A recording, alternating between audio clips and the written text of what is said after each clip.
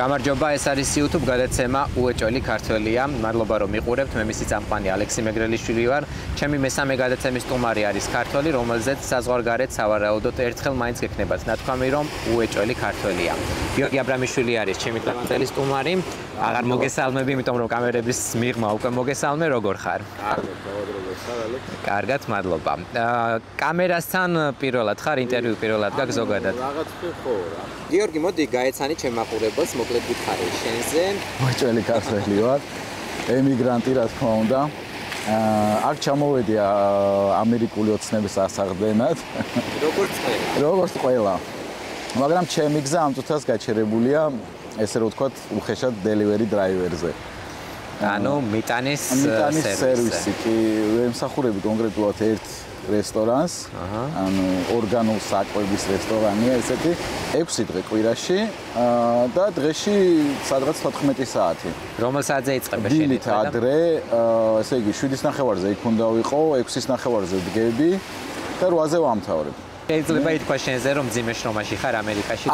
მძიმე უფრო სტრესულია ალბათ, იმიტომ რომ ბევრი რამის გაკეთება მიწევს. იმდენ ხალხს ვიცნობ უკვე გარშემო ამ ქალაქებში, სუერთი და იგივე ხალხის შეხება მიწევს და აქედან გამომდინარე, როგორც სახში ისე უზრობ თავს, თუ არ მოგატყო. აი, ალბათ თუ ოდესმე აქედან წავალ, ძალიან გული დამწყდება იმ ადამიანებზე, ვინც გავიცანი და დაუახლოვდი და აი მეგობრებადაც კი ვთვლი უკვე რო არ მოგატყო და ძალიან მომწონს. მაშინ აქვე კითხავ, წახვალ ისე ამერიკიდან საქართველოში ისე რომ აქ ჩამოსვლა აღარ შეგეძლოს. ვეცდები რომ ეგეთი რაღაც არ დაუშვა. ადრე მქონდა ეგ ის, მაგრამ ახლა ვეცდები რომ ეგეთი რაღაც არ გავაკეთო, რომ ისე წავიდე რომ აქვე ჩამოვიდე ვერასდროს, იმიტომ რომ აქვს მაინც ამერიკას თავისი რაღაც როგორ ვთქვა? ჯადო არა, აი შესუნთქვა. ემიგრაციამ რა გასწავლა ყველაზე მეტად? გადარჩენისთვის ბრძოლა, როგორც ყოველთვის მთელი ცხოვრება გადარჩენა ეს. ანუ უფრო მასწავლა რომ ძლიერი ხარ მარტო რა, შეგიძლია ყველაფერი. იმიტომ რომ შენ თავზე ხარ დამოკიდებული, ვერავის ვერ ენდობი, არ ყავს ისე ახლოს დისტანციები იმხელა, თუნდაც ჩემი მეგობრებთან ხა ძალიან ბევრი სამეგობრო მყავს აქაც ამერიკაში, მაგრამ ისე იმხელა დაშორებაა, რომ მარტო გვიწევს ჩვენით რომ ეს გადავლახოთ ყველაფერი. ძლიერი უნდა იყო ერთი სიტყვით. თითქოს გადაიტან რაღაცაზე ყურადღებას, რომ ეს არის შენი ცხოვრება და მე ისევ გეწყება ფიქრი იმაზე, სად ცხოვრობდი, მე რო ფიქრობ იქ სად იყავი ბოლოს. იქაც სხვათა შორის ყველა სამსახურიდან რატომღაც აი ბოლოს მოვდიოდი, იმიტომ რომ არ ვიცი, უსამართლობას ვერ ვგუები ზოგადად რა და სიმართლე რო გითხრა, აქაც ხდება ბევრი უსამართლობა, მაგრამ ჩემ სამსახურში ზოგადად შენი საქმე უნდა აკეთო. და ასე თუ ისე სამართლიანია მაინც შენს დამოკიდებულება. ამერიკაში რის ფასად ხარ? ესე იგი, ამერიკაში ხო, ანუ რა არის ფასი, რასაც იხდი, რაც გაკლდება აქ? ალექს, ჩემი ფასი ის, რომ შვილს ვერ ვხედავ და ვერ ვეხები, ვერ ვზდი და დისტანციურად მიწევს მასთან კონტაქტი რა. ეს ვითომ რაღაცას ნიშნავს, ადრე საერთოდ არ იყო და ჩვენი ალბათ წინაპრები ვინც იყვნენ ინტერნეტის გარეშე და ასე შემდეგ, ძალიან ძნელად ჰქონდათ ეს. ეხა ჩვენ მithumetes შეგვიძლია ნახვა ეს, მაგრამ მე მაგის ფასად მიწევს რა. თუნდაც აი წარმოიდგინე ემიგრანტი, რომელიც იყო ემიგრაციაში იმ დროს, სადაც არასდროს თუნდაც ტელეფონი. ხო, ან უნდა გეთხოვ, ან რაღაცა ბარათი უნდა გეყიდა, რომ ხო, რა ბოლო რა და ეგ და აი ეს ურთიერთობა მაკლია, იმიტომ რომ ასე თუ ისე კომუნიკაბელური ვარ, მიყვარს კომუნიკაცია, მარტივად შევდივარ ადამიანთან ურთიერთობაში, სხვათა შორის ეგ ჩემთვის ძალიან დამღუპველი აღმოჩნდა, იმიტომ რომ ძალიან ვენდობი ადამიანებს, შევდივარ ურთიერთობაში, მგონია რომ უკვე შენიანია და აი მანდ უკვე პრობლემები იწყება. ამერიკაში უცხოელებს უფრო ენდობი თუ ქართველებს? რა არიცი ალექს? რაც ესე რაღაცა ბებერივით ვაპარაკობ ახლა მგონია, მაგრამ ურთიერთობაში როგორც ადამიანთან შევდივარ, ნდობა მიჩდება და მე ისევ ჩდება ის განცდა, რომ არ უნდა გამეკეთებინა ეს. გულუბრყვილო ხარ? კი, ეგრე გამოდის რა. ქართველებმა საზღვარგარეთ ერთმანეთის გატანა ვიცით? არა, სამწუხაროდ. რატომ? ყველა თავის თავშია ჩათხრობილი, ყველა თავის პრობლემებშია და შესაბამისად, იმიტომ კი არა რომ გიღალატებს პირობითად, იმიტომ რომ უბრალოდ არსალია იმას, იმიტომ რომ შეიძლება იმას მეტი პრობლემა აქვს, უბრალოდ არ ამბობს ამაზე რა. შვილის თემას გავაგრძელებ, რასი ხშირით კონტაქტობ მასთან. შევაწუხე. და გეუბნება თუ არა რომ მამიკო ჩამოდი? კი, სხვათა შორის ისეთი რაღაცა მითხრა რომ ანუ მაგ პერიოდში რატო ერთი პერიოდი ვთქვი რომ ალბათ ავიღებ და წავალ, მაგრამ თავს ძალა დავატანე ისევ ალბათ ჩემი შვილის მომავლისთვის ვარ აქ. ჩემი მთავარი საზრუნავი ეგ არის. აი ესეთი რაღაცა მითხრა რომ ანუ აქ ჩემი მეგობრის მშობლებიო მუშაობენო ანუ 24 საათი შენ შეგიძლია აქ ჩამოხვიდეო მე ამ მინდაო მაგალითად ზვირიანი ტელეფონი მირჩევნია რაღაც ჩვეულებრივი მქონდეს და მამა გვერდზე მყავდეს ეს ცოტა ისეთი სიტყვებია ხა ხო ხდები ყველა მამისთვის თან ჩვენ ცოტა ისეთი ურთიერთობა შემაწუხებლად ბევრ ხანს ურთიერთობ ხოლმე ჩემ შვილთან შენ როგორი ურთიერთობა გქონდა მამასთან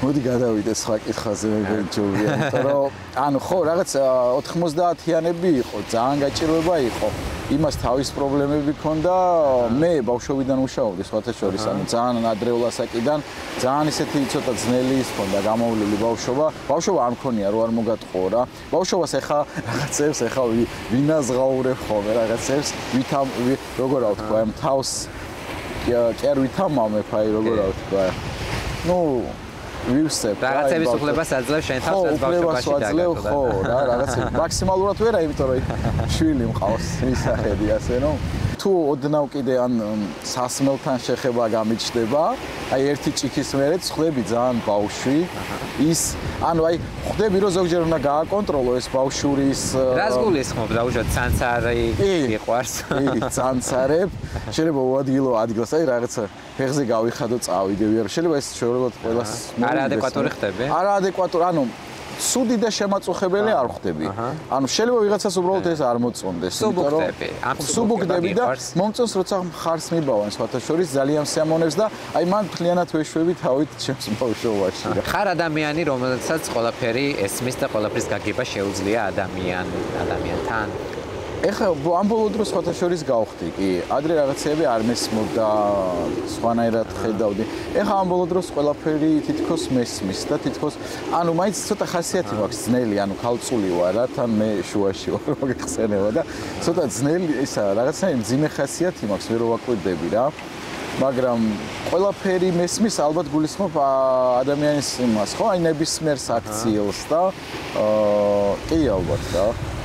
შენი სიბერე საწარმოგიდგენია საქართველოში თუ ამერიკაში ალბათ უფრო ჩემს სოფელში რა სად გაქვს სოფელი ჩემი საჩხერის რაიონის სოფელი სარეკია ესეთი რაღაცა ანუ ძალიან ბევრი დრო მაქვს გატარებული სხვათა შორის მან ძალიან კარგი ბევრი იქ ცხოვრობდი თუ უბრალოდ სოფელი გაქვს სოფელი მაქვს რაღაცა პერიოდი გაჭირვების დროს სხვათა შორის 90-იანებში ცხოვრებაც მომიწია მან სიბერეში ალბათ ესე რაღაცა დიდი წვერით წაღარა წვერით რა თქმა უნდა თმები მინდა რომ არ გამწვიდეს რა თქმა უნდა იქიდან გამომდინარე რომ მამაჩემი გენეტიკა ჩვენ მელოდია და დიდი სამზარეულო მინდა გავაკეთო, მიყვარს რაღაცების კეთება, გემრიელობების და სადღაც მინდა ჩემი ალბათ რაღაცა პატარა ბოსტანი მქონდეს, ქათმები, ძროხები, რაღაცა ეგეთ.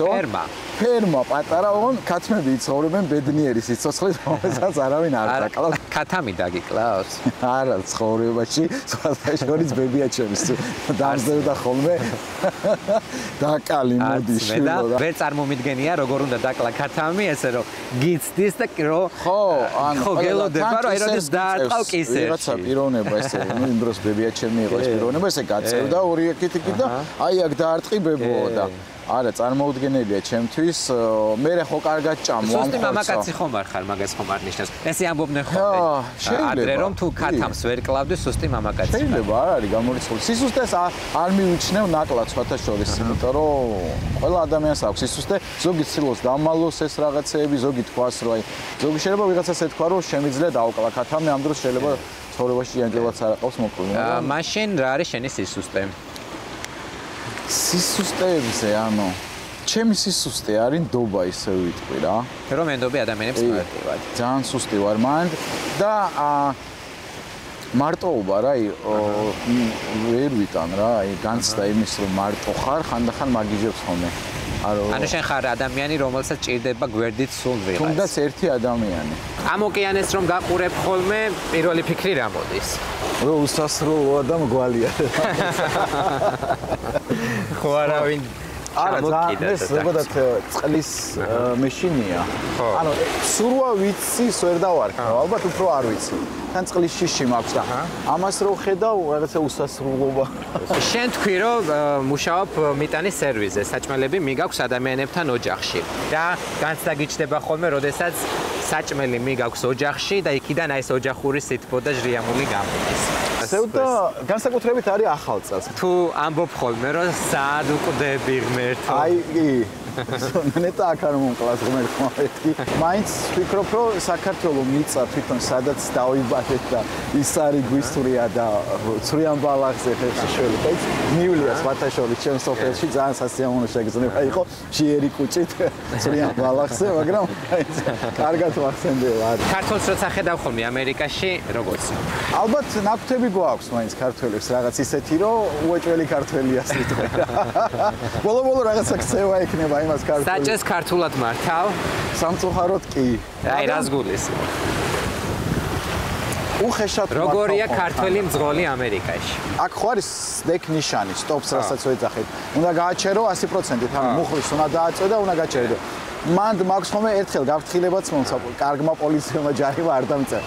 თლიანი გაჩერება უნდა გააკეთო და როგორც ქართველი ახლა ის ქართველია, სადღაც თუ გვეჩქარება, მით უმეტეს როცა დელივერზე ვშაო, შევანელებ და გავდივარ. გაუთვალისწინებელი ინციდენტი მოგვივიდა. ლურჯა წაგვექცა. უდრო-დროს.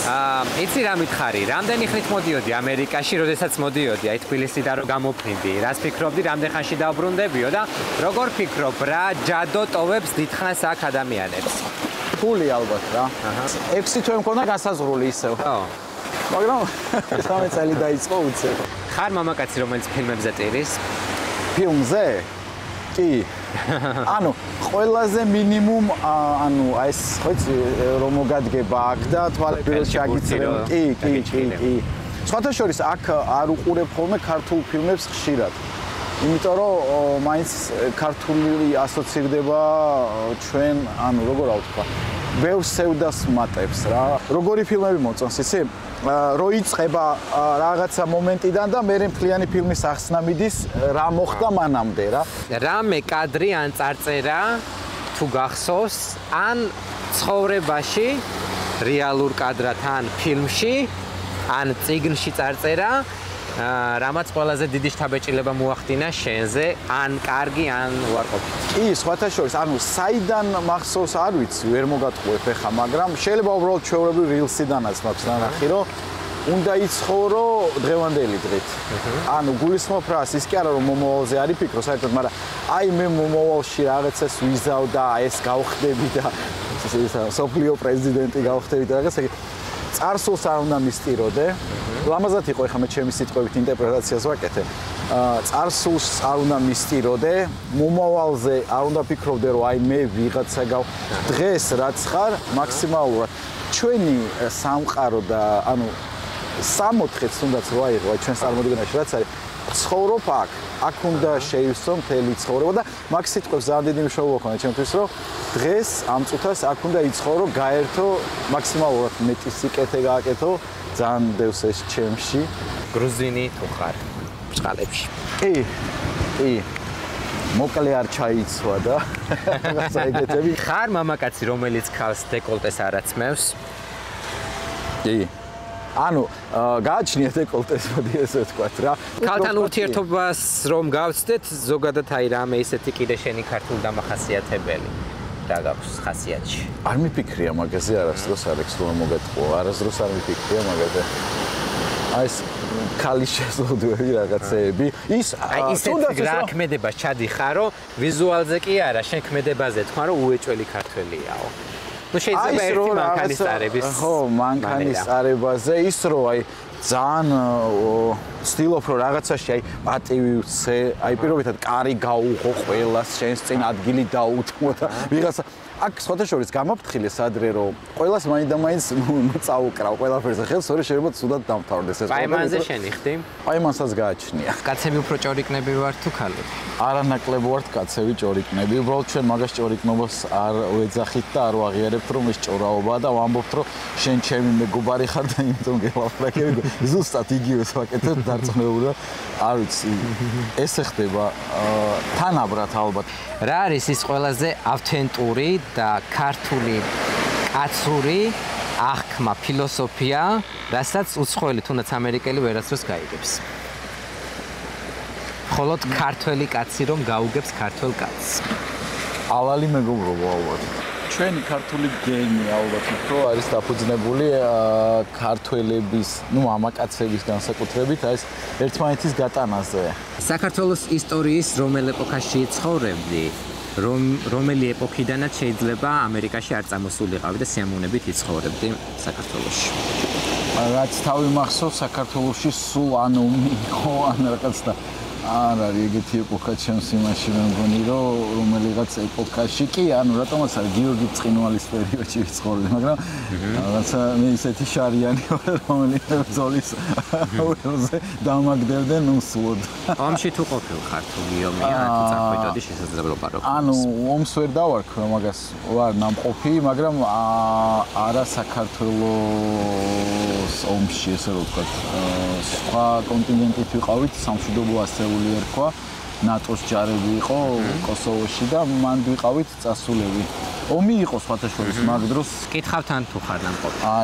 არა სოდეს. ჯერა ისე ეგეთი.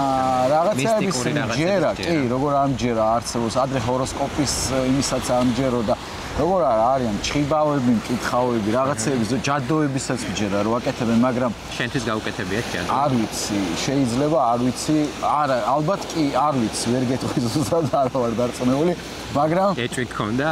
რაღაც ხრივ ხო, ალბათ ვფიქრობდი რომ ეჭვი, ანუ მაინდამაც ჯადო არა, მაგრამ ნუ რაღაცას ესე თითქოს არ ვიცი, ვერ დავაბრალებ, ტყუილს ვერ ვფიქრობ ბოლომდე, მაგრამ იქიდან გამომდინარე რომ მორწმუნე ვარ.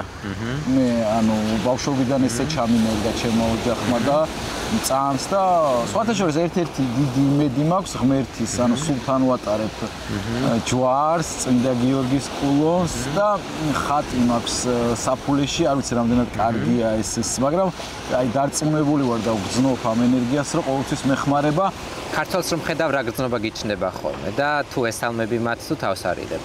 ადრე მქონდა ხოლმე ეგ განცდა, რომ ყველა ქართველს აუცილებლად მივიდოდი და ვესალმებოდი და ეხა თუ ამის საჭიროება ანუ მე არ გაგვაცნობს ერთმანეთს არა ზოგადად ალბათ უფრო ჩავიკეტე ჩემში რა მილიონობით ადამიანი ოცნებობს ამერიკაში ჩამოსვლაზე ზოგს ვიზა უნდა ვერ იღებს ზოგი მექსიკის გზით ღირს ამერიკა ამ რთულ გზად გზად უნდა იყოს ფსიქოლოგიურად მომზადებული უნდა იყოს ალბათ ადამიანი რომ წინ რა დახვდე მეც მეგონა ყველა ჩამოსვლაზე რომ მზად ვიყავი მაგრამ ალბათ იმის იმედით რომ მალე წავიდოდი ფიქრობდი რომ მზად ვარ მაგრამ არ აღმოჩნდი არასდროს ეხა ყველაზე რაც უფრო დრო გადის ალბათ ეჩვევი შეცდომებზე რა ვერ ისწავლე ისევ და ისევ ნდობაზე ვიტყვი ვერასდროს ვერ ვსწავლობ მაგებას ვიმეორებ ჩემს შეცდომებს ვცდილობ დავხვეწო გამოვაკეთო ასე თუ ისე ხანდახან გამომდის მაგრამ მაინც ბოლომდე ვერ სამსახურის შემდეგ შენი განტვირთვა რა არის ხოლმე სპორტი ფიზიკური დატვირთვა და უფრო მემატება ენერგია მეგონა ყოველთვის რომ დაღლილზე რაღა უნდა მეკეთებინა მაგრამ პირიქით აღმოჩნდა და სხვათაშორის 1-2 ჭიქა კარგი ვისკი როგორ ფიქრობ ქართულ კაცს რა პროფესია არ შეეფერება პოლიციელი და მოძალადე ვერ წარმომიდგენია რაღაცა ის გედე რაღაცა რო ახალს რო ამტრევენ სულებში აი ეგეთ სამსახური მე წარმომიდგენია რომ აი როგორც ერთად შვეიცარიაში პოლიციის სიმრავლე არ არის ჩვენთანაც ეგეთი ის რო იყოს არ იყოს საჭიროება რომ ბევრი პოლიციელი იყოს ქართველებს სამარიაჟო რა გვაქვს ისტორია დამწერლობა ჩვენი კულტურა ძალიან ბევრი რამე გვაქვს რას ვერ შეჭამ ვერასდროს ხაშს ხაში როგორ არ გიყვარს დელიკატესია მთავარი გავიყავით ორბანაკად მე ვარ ხაშისტი გიორგი არა ხაშისტი დაწერეთ კომენტარები ვის გიყვართ ხაში და ვინ მიიჩნევთ რომ ეს არის დელიკატესი გამორჩეული. არა, გეთანხმები მაგაში რომ არის დელიკატესი და ძალიან სამკურნალო და სასარგებლო. საზიზღრობაა და მაგიტო ვერ ჭამ თუ უბრალოდ არ შეგიძლია ჭამა. აი როგორ ვთქვა, არ მიდის რა, აი არც ხო არის რაღაცა გემო, აი ხა ხინკალს იმიტომ ჭამ რომ მომწოს ის ნაზავი იმ აი ხა ცხრის ხინკალს ვერ ჭამ მაგალითად რა. და ანუ რაღაცა გემოები არის, რომელიც ანუ ძალიან ისეთი რაღაცა მგზნობიარე, არ ვიცი რა ბაზარია. შენ ჯერჯერობით არ ხარ ამერიკის მოქალაქე, ხვალ რომ დაგადეპორტონ, როგორ გაგრძელდება შენი ცხოვრება? ხანდახან ვფიქრობ ხოლმე რომ უკეთესი ხო არ არის ხოლმე რომ იმიტომ რომ ძალიან მომენატრე ჩემი ბავშვი, არ ვიცი. ანუ ალბათ ძალიან გულით დამწყდება ამ ყველაფერზე.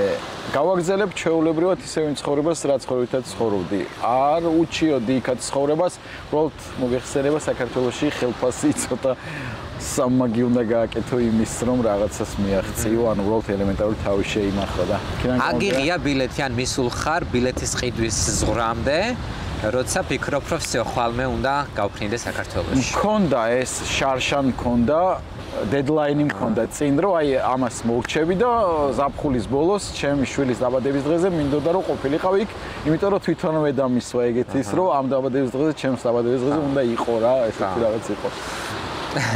და გადავწდი ამ ჩემ იმას დავრჩი. შუგარ დედი ყოფილხარ? არასოდეს. შუგარ მამი ყოლია? არა. აქ ამერიკაში ისე განვითარდა მოვლენები, ყველაფერს იფიქრებ და წარმოიდგენ ადამიანი. ხანდახან ვფიქრია, მაგრამ ანუ მაინც გონია რომ ჩემი თავის შემნახველი მე თვითონვე უნდა ვიყო და ალბათ მირჩევნია რომ ჩემით მივახციო რაღაცას, ვიდრე ვიღაცის არა, ალბათ არა, წარმოუდგენელია. თუ გაქვს ხოლმე შეგრძნება რომ თანამედროვე მონახარ?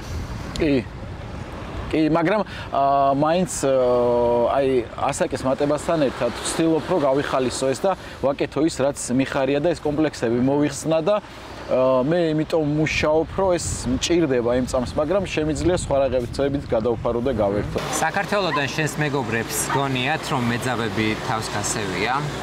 კი. კითხვებიც დაუსვამთ, როგორ აბა ამერიკაში და ეგრევე ის ფილმების ჩანართები მაქვს ხოლმე რომ ისე არ ხდება როგორც ამერიკულ ჰოლივუდურ ფილმებში რომ სადაც გინდა შეხვალ გამოხვალ და ის რომ ყოველთვის ყველგან აქაც ალბათ ფულს ძალიან დიდი მნიშვნელობა აქვს. ისე მონოგამი ხარ? ალბათ უფრო სანამ ჩემ მეწყვილესთან კომფორტულად ვგნობ თავს და კარგად ვგნობ, მანამდე კი და მე ალბათ უფრო მეწყება სხვა პარტნიორის ძებნა, რა გინდ კარგი ცოლი ყავდეს, მაინც გირჩევნია სხვისაო ეგეთი ის მაქვს. ლადო ასათიანის სიტყვებს მოიხსენიებ, თუ მოვიშვენიებ. ალბათ უფრო მე კი ალბათ უფრო მექალთანი ვარ. ემიგრაციას ქალები უფრო მეტად უძლებენ თუ კაცები? ქალები ალბათ. რატომღაც გონია რომ ქალები მეტად ამტანები არიან რაღაცეებში, იმიტომ რომ თუნდაც ემიგრაციის რაოდენობას რო გადახედო, ქალები უფრო ეხა ალბათ სტატისტიკურად შეიძლება გათანამდე ყველა ქართველი წამოვიდა კაცი ქალი, მაგრამ ადრე რო უყურებდი უმეტესობა და გამეთანხმები ალბათ უმეტესობის დედა წამოსული იყო ამერიკაში თუ არა, რომელიღაცა სხვა ევროპულ ქვეყანაში ან დასავლურ ქვეყანაში. ალბათ უფრო ქალები, იმიტომ რომ ისინი რასაც იტანდნენ თან ფაქტობრივად გმირობა. კი, თავს თანამედროვე ადამიანად მიიჩნევ? ალბათ მინდა, რამდენადაც არ უნდა მინდოდეს, ალბათ ვერ ვარ ბოლომდე. რაღაცეებში ჩამოვჭი, რაღაცები არ ალბათ. ვცდილობ. არაფრის რცხვენია, წარსულს რომ გადახედავ. ჩემი სიჯიუტის და შეიძლება უფრო მეტი მიმეღწია საქართველოში, რომ ჯიუტი არ ყოფილიყავი და რაღაცების არ დამთმენი და შეიძლება ცუდად ჟღერდეს, მაგრამ ცოტა ვაზელი რომ ეხმარა, ალბათ ბევრად კარგ ამბავში ვიქნებოდი, კარგ თანამდებობაზე. ეხა რა ფილმის ყურებას არ ურჩევ არავის, იმიტომ რომ შენ თუნდაც იმდენად დაგზავრა, რომ ცუდი იქნება რომ სხვამაც ნაქვს.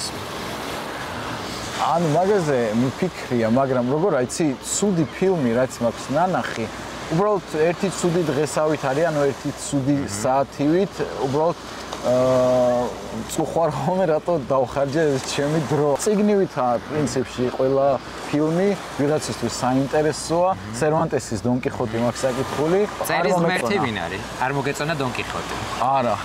ანუ არ ვიცი, აი ქართან და ქარის წისქვილებთან მებრძოლი ორი ადამიანი, Don Quixote Sancho Panza და Don Quixote La-Mancheli, რომელიც ებრძვიან. ანუ ეგ გადატანითი მნიშვნელობით არის სახელმწიფო სტრუქტურას ებრძვიან, მაგრამ ჩემში ვერ დატოვა ის აღფრთოვანება, რაც მირჩიეს, რაც დავკარგე. აი, ცუდი ფილმი უბრალოდ ზღაპრად დარჩა. ცუდი ფილმივით იყო, ეგ უყურე და აი მე მაგალითად მაგ წიგნის წაკითხოს ვიღაცას არ უჩვედი, შეიძლება ვიღაცამ გამაკრიტიკოს, მაგრამ მე არ უჩვედი. შენ რომელი ლიტერატურული გმირი ხარ? თუ აიგივებ თავს. არ ვიცი, ეს ვეფხისტყაოსნიდან ნახეს უცხოყოიდე. სტარიელი. ანუ გინდა თქვა რომ ვეფხისტყაოსნის სტარიელი ხარ? ხო, რაღაც, იმიტომ რომ სულ რაღაცა დრამაში ვარ, აი, სულ მგონია რომ აი ხა განათდება და სულ რაღაცა ოცნებებში და იმაში ვარ და ვეფხისტყაოსნის სტარielis სიმამაცე და სიძლიერე გაქვს? ალბათ არა. არა. მე დრომ გამომწყვნა უფრო მე ნელ-ნელა ვისწავლე ეს ძალა გამოიყენო, ანუ ძალა როგორ იმას არ გულისხმო ძალადობას, რომ იყო ძლიერი, იმიტომ რომ სხვანაირად დაიჩაგრები. ნელ-ნელა ვსწავლობ, სულ სწავლის იმაში ვარ, ეხაც დღემდე რომ შეუძლო რომ ვიყო ძლიერი და წერის ღმერთი ვინ არის შენს? შენც იცი ვინ არის. ანუ შედევრია ეს. ქართული არა, მარტო სოფლიო დონის უბრალოდ ჩვენ დიდი პიარი არა გვაქვს, მაგრამ აუცილებლად კი. ანუ ეს ნათარგმნია ბევრ ენაზე, მე როგორც ვიცი, მაგრამ იმ დონით არ არის გაპიარებული რეალურად რაც დაიწერა მე-11 ისედაც თარგმნით ვერ აღიქვა, მათ შორის ხოიცი ადამიანები არსებობენ, ვინც ქართული იმიტომ ისწავლა, რომ ვეფხისტყაოსანი ორიგინალში წაეკითხა და მეც ვფიქრობ, რომ სულ რომ ნათარგმნი ნახო, მე მეწოდება სამყარო, რომელიც ორიგინალში ვერ კითხულობს ვეფხისტყაოსანს. ღარიბი ბავშვის კომპლექსი მოგდევს დღეს თუ არა? კი, სამწუხაროდ კი არ ვაღიარებდი ხოლმე, მაგრამ კი მაქვს. მაგრამ სხვათა შორის ამერიკამ გადამალახინა ეგ კომპლექსი. შენი გასაკეთებელი, აი ამერიკაში ან შენი მაქსიმუმი. გააკეთე, აკეთე. ანუ იცი რისი თქმა მინდა, ყველაფერი წინ არის, თუნდაც კარიერულად, თუნდაც გრანდიოზული ოცნებების კუთხით, თუ ეს ყველაფერი უკვე წარსულია. და ვერ გამოვიდა. არაფერი არ გამიკეთებია ფაქტიურად. ანუ ჯერ იმიტომ რომ ალბათ ცოტა სიმართლესაც გეტყვი რომ ცოტა ზარმაციც ვარ რა. ცოტა ვარ ზარმაცი. ლუზერი ხარ? არა მგონია. რა ვიცი, ცხოვრებაში ვფიქრობ რომ ალყუთი ვარ არასდროს, იმიტომ რომ ცხოვრებამ გამომწრთნა რაღაცნაირად გამხადა ძლიერი. უეჭველი ქართველი გიორგი აბრამიშვილი.